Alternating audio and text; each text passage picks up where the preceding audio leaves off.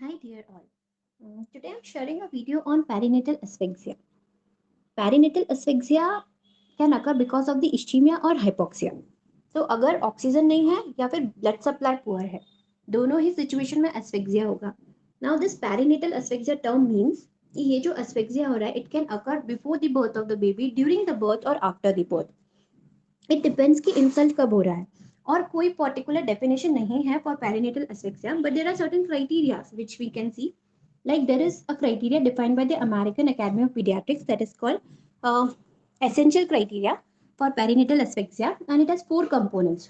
तो हम उसको बहुत easily याद कर सकते हैं by the mnemonic नाम NAAM. N stands for neurological manifestation.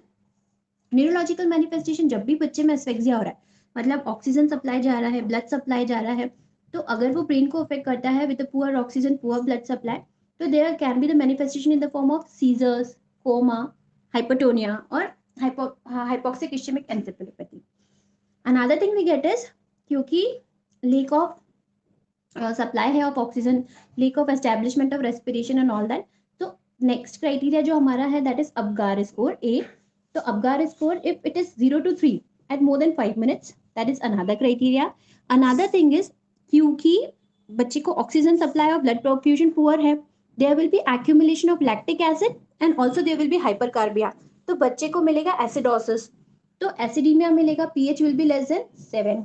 Another thing we will get is M stands for multi organ dysfunction. अब ये multi organ dysfunction क्यों हो रहा है? This multi organ dysfunction is because every organ will be affected due to the lack of oxygen and perfusion. बहुत commonly brain, kidney, GI ये सब suffer करता है.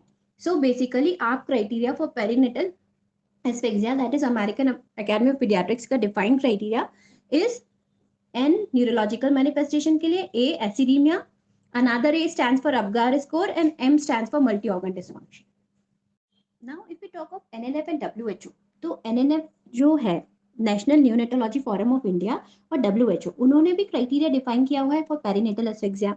दे कैलकुलेट अबगार स्कोर. तो अबगार स्कोर अगर 1 मिनट पे हम ले रहे हैं, if it is 0 to 3 that mean severe asphyxia, और 4 to 7 है means moderate asphyxia.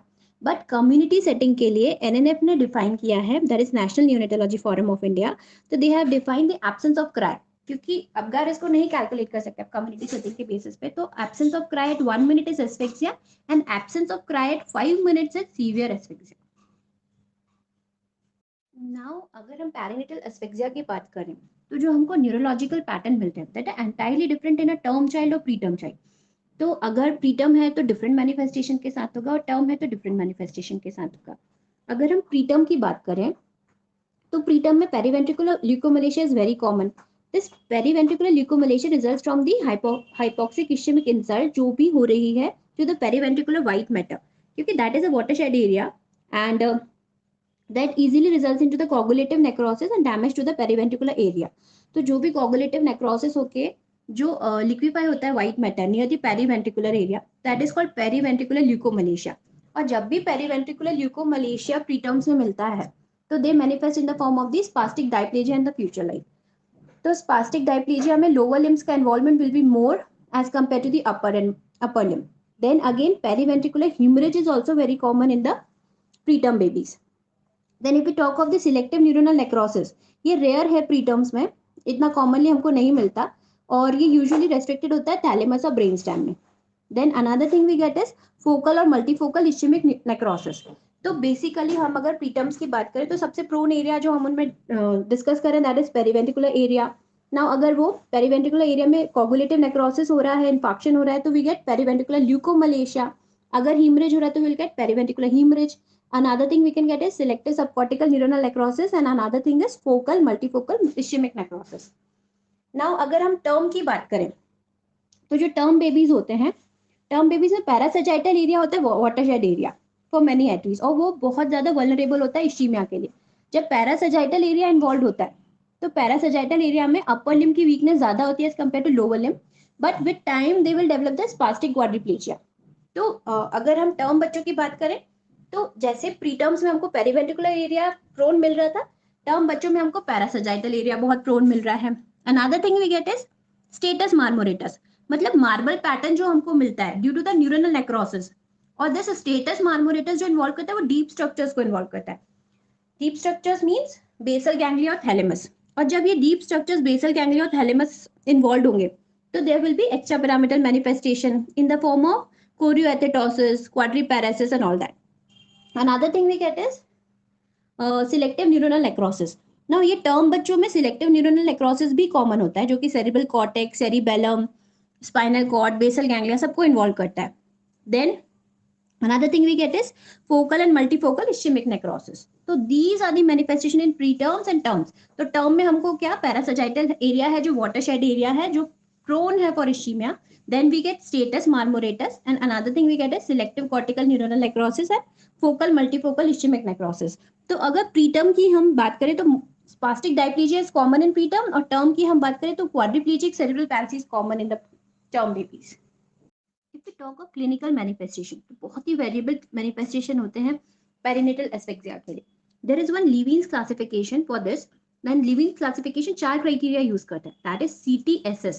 C stands for consciousness, T stands for stone, S for seizures and another S for sucking.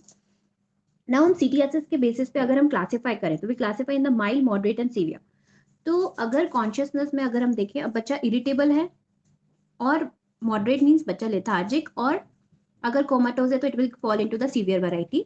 Then tone के basis पे अगर हम assess करेंगे तो mild में there will be hypotonia, in moderate there will be marked hypotonia, and in severe there will be profound hypotonia. Then seizures in mild, there will be no seizures manifestation. In moderate, seizures will be there. In severe, there will be prolonged seizures. Sucking, if we see, poor suck hoga in mild, while the child will be unable to suck in moderate, and in severe variety, he will be unable to sustain the respiration. So this is the CTSS score or Levine staging. Now hypoxia एक बहुत ही evolving process है, और जब जब insult होता है तब से हाइपोक्सिक इंसल्ट की वजह से मैनिफेस्टेशन होना स्टार्ट हो जाते हैं।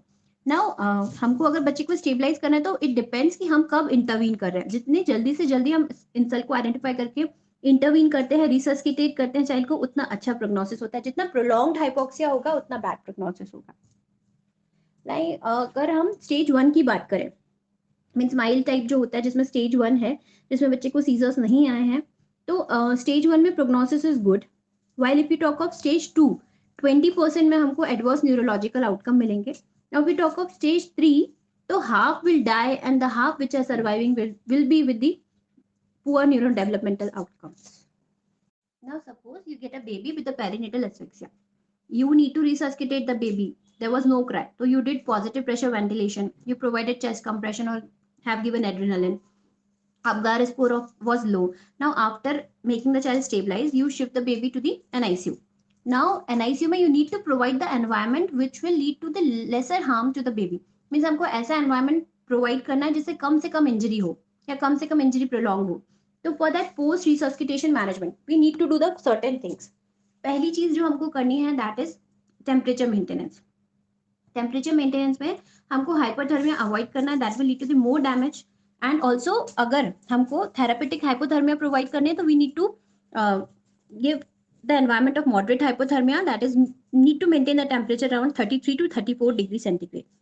Now we talk of oxygen, तो हमको सैचुरेशन मेंटेन करना है 90 to 95%. हमको दोनों ही अवॉइड करना है, हाइपोक्सिया भी और हाइपरऑक्सिया भी, because that will be detrimental, hypoxia भी और हाइपरऑक्सिया भी.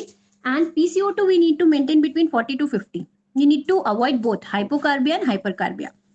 सिमिलरली हम परफ्यूजन की बात करें तो in asphyxia there is a pressure passive state, means there is loss of autoregulation and blood supply to the brain. अब जो ब्लड सप्लाई है ब्रेन को वो एंटायरली BP पे डिपेंड करेगी, तो हमको इसलिए मेंटेन करना है नॉर्मल परफ्यूजन प्रेशर. तो हमको मीन आर्टीरियल प्रेशर जो है वो 45 to 50 mm का मेंटेन करना है in terms, and 35 to 40 mm of mercury in preterms. Then if you talk of glucose, तो अगेन हमको यूग्लाइसेमिक स्टेट मेंटेन करनी है, दैट मीन्स हमको 75 से 100 मिलीग्राम पर डेसीलीटर मेंटेन करना है. दोनों ही अगेन अवॉइड करना है हाइपोग्लाइसीमिया एंड हाइपरग्लाइसीमिया. देन अगर बेबी को हाइपोकैल्सीमिया हुआ है तो हमको उसको मैनेज करना है. सर्टेन इलेक्ट्रोलाइट इम्बैलेंसेस हैं hyponatremia और hypernatremia, we need to manage that also. Then seizures. अब seizures is a very common manifestation. तो अगर हमको लगता है seizures metabolic reason से हैं, like first we need to correct the hypoglycemia अगर है तो, then hypocalcemia अगर है तो. अगर seizures hypoglycemia hypocalcemia की वजह से नहीं है and they are due to the HIE, then we need to load the child with the phenobarbital, and if not controlled with the phenobarbital, we will proceed with the phenytoin. So हम post resuscitation management में बच्चे का एक temperature proper environment देंगे, oxygen maintain करेंगे, saturation, perfusion maintain करेंगे, glucose, metabolic derangements and seizures. So all this need to be managed in a child after resuscitation in a child with a perinatal asphyxia.